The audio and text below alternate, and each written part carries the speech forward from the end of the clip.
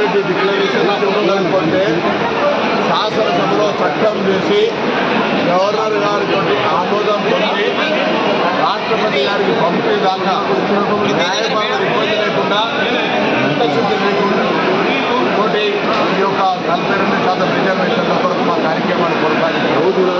ఇప్పుడు గౌరవ రాష్ట్రపతి గారు ఆమోదం పొందాల్సిన ఈ యొక్క బిల్లుపై భారతీయ జనతా పార్టీ కడుపుల కత్తులు పెట్టుకొని అల్లుకొని కలిగిన వర్గాలు చేస్తూ ఉంది.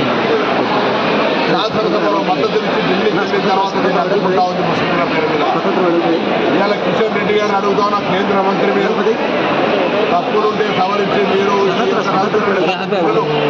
తెలంగాణకు ఆమోదింపజేసి బీసీలకు న్యాయం చేస్తున్నారు. మీరు బలహీన వర్గాల వ్యతిరేకి రామచంద్రరావు చేసే ధర్నాలో పాల్గొని మీరు కూడా బలహీన వర్గాల వ్యతిరేకిగా మారుతా ఉన్నారు. ఇలా ఆనాడు తెలంగాణ ఉద్యమం ఏ విధంగా కొనసాగిందో ఈరోజు బలహీన వర్గాల రిజర్వేషన్ సాధన కొరకు కూడా పార్టీల కథగా ఉద్యమం కొనసాగుతుంది.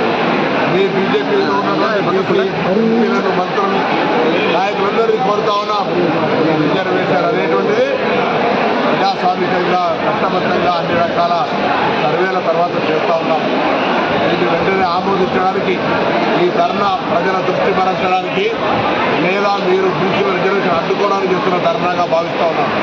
మీరు రిజర్వేషన్లు సాధించాలనుకుంటే ఈ ధర్నా ఢిల్లీలో చేయండి, లేదా బీసీ అని చెప్పుకుంటున్న ప్రధానమంత్రిని ఒప్పియండి. కేంద్రంలో అధికారంలో ఉన్నారు, రాజకీయపరమైన ధర్నాలు వద్దు. నిజంగా చిత్తశుద్ధులు బీసీలకు న్యాయం చేయాలంటే ఢిల్లీ నాయకత్వం ఒత్తిడి తెమ్మని బీజేపీ నాయకత్వాన్ని మేము అడిగేస్తాం.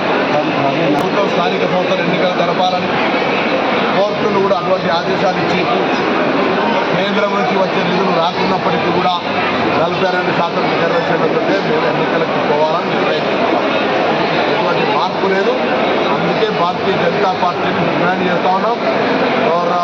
గవర్నర్ గారు ఆమోదింపజేసి పంపిన రాష్ట్రపతి గారి చెల్లించిన బిల్లును వెంటనే ఆమోదింపజేసే బాధ్యత భారతీయ జనతా పార్టీ నాయకత్వంది, బీసీఎంపీ ఐదుగురిది, కిషన్ రెడ్డి గారిది, నరేంద్ర మోదీ